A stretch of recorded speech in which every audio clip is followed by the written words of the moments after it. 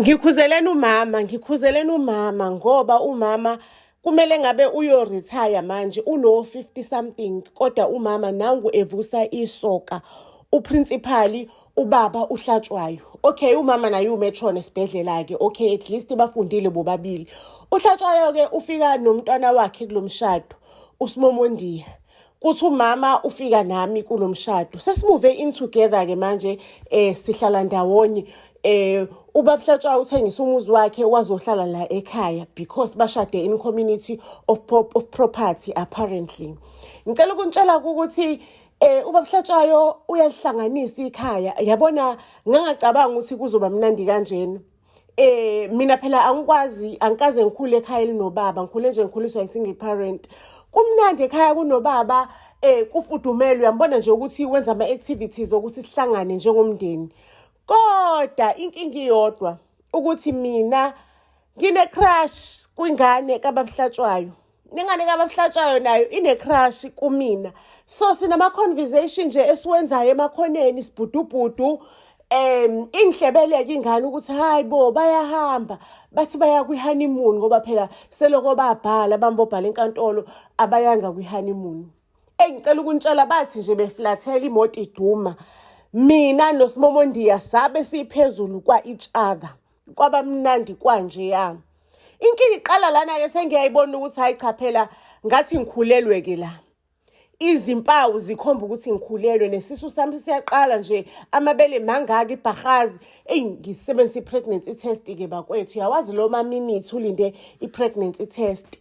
Ngempela-ke lingilahleke lakithi ukuthi ngikhulelwe. Sho ukuthi ngikhulelwe, so ubhuti wami khona la endlini. Ngikhulelwe into engizoyithini-ke manje le. Ngibiza uma wami ngimtshele ngalolu daba lolu olingehlakele. Phela mina ngina 19, ingane kaBaba Hlatshwayo uSimomondiya una 20 years. Ngicela ukuntshela kumana athi mntanami kodwa nje uyenzelani lento le, ubona usikusamnandi kanje lekhaya sisathanda uku-enjoy impilo, ubanike manje umnikazi walomphako. Bakwethu amahloni kumina. Ngisho ukuthi phela ubhuti wami le ngihlala la endlini uSimomondiya ingane kaBaba Hlatshwayo.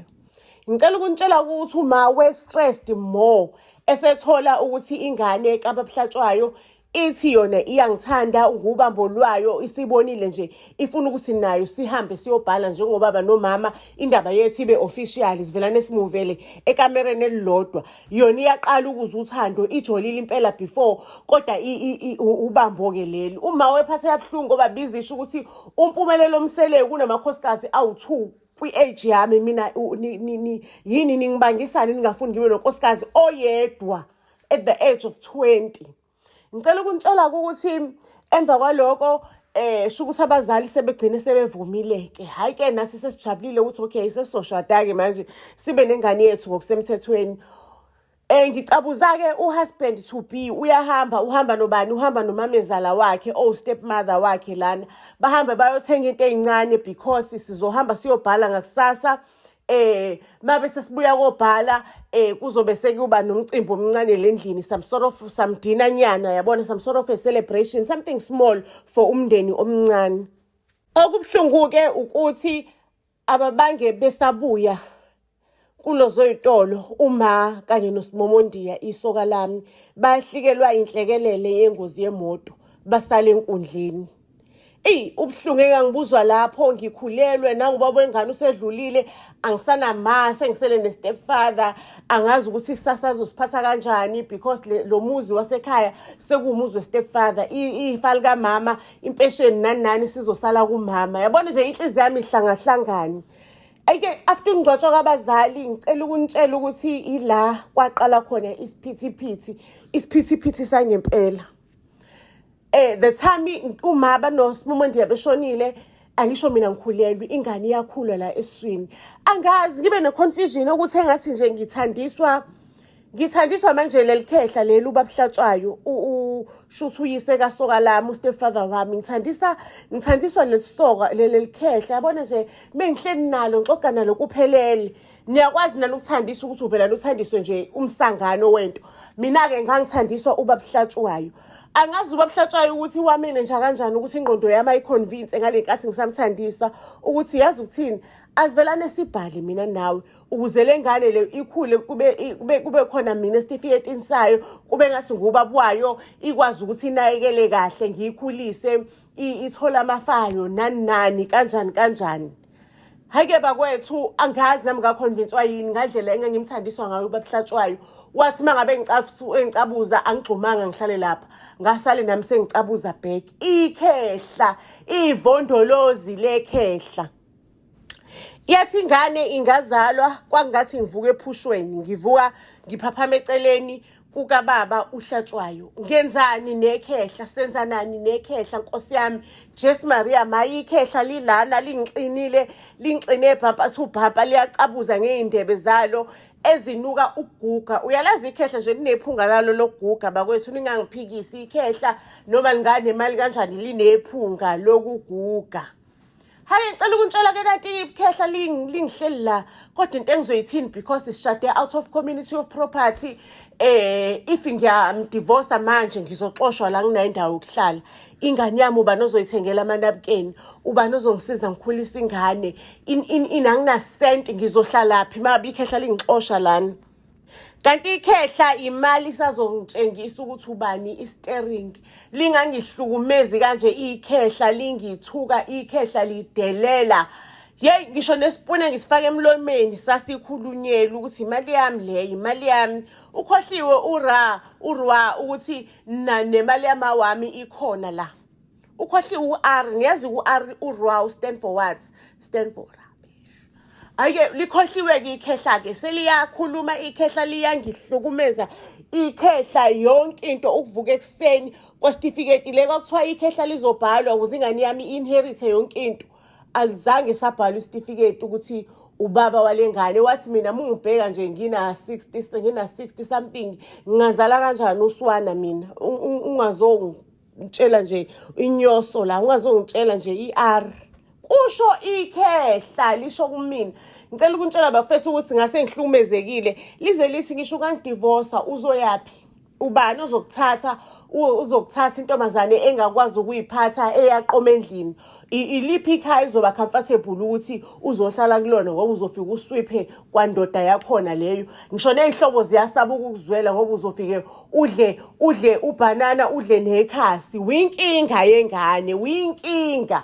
Hey ikhehla lingidelela bakwethu lingangidelela ikhehla lingxine bhampa athi ubhampa ke inkonzo yekamero ngithi ikhehla nanti liphuza nezimbiza liphuzela mina ikhehla liyakwazi ukuthi umuthi lambe lolanda ehlathini. Uyawazi lamakhehla lawa afithi bafethu ngendlela isimo esasisimbi ngakhona ngifikele ngicabanga ukuthi okokuqala lekhehla leli lingirobhile lingishade ngokungemthetho nje ngikhulelwe la ngiconfuse ebeliyazi into eliyenzayo ukuthi lifuna ukubukisa ngami kanje beliyazi into eliyenzayo.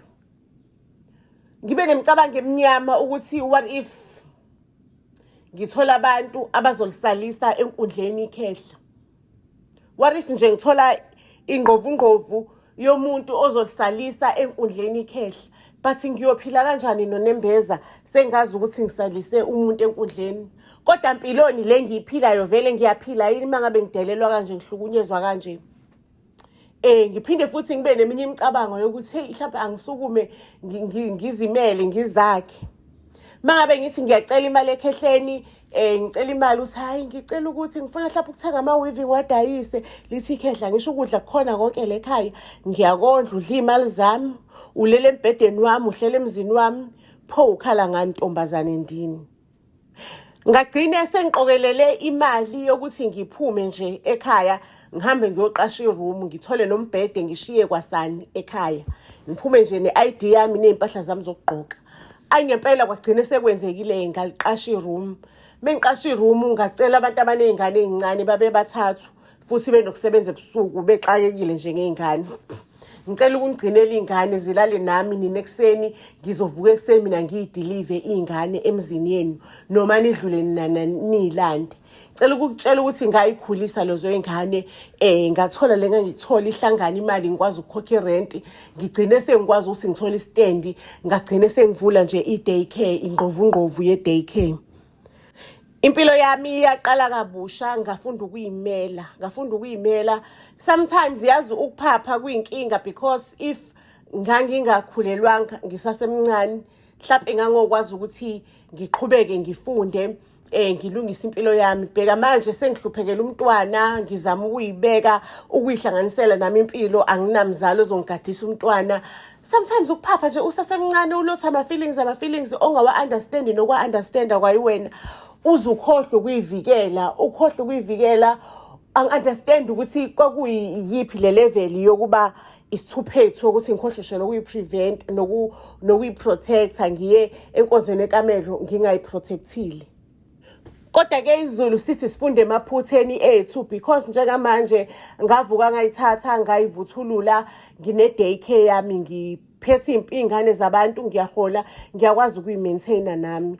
And ziyakhala-ke back home ngoba ikhehla lathola omunye umasihlalisane vele. Hhayi umasihlalisane ethiwa akadlali ney'ngane uyile nhlobo eshayayo akaligudluzi ikhehla uyaligudluza uyaligadlaza uyalishaya ikhehla nje kunomsindo kuyinto eyinqwaba in such a way that lo masihlalisane bekumasihlalisane omncane yabona nje omuhle wangadlala indaba yokuthi angisho amakhehla ayashadana washada in community of property kuthiwa nje ikhehla lathi impesheni imali bekayidla in such a way that abaziyo bathi imali ayisekho sebezama manje ukudayisa umuzi and kothi kungadayisa umuzi intombazane ikhehla yolidacaza lapha ihambe ilishiye kanjalo kuphelile manje uprincipal izindololwane ziqothulwa i2K phela islay queen.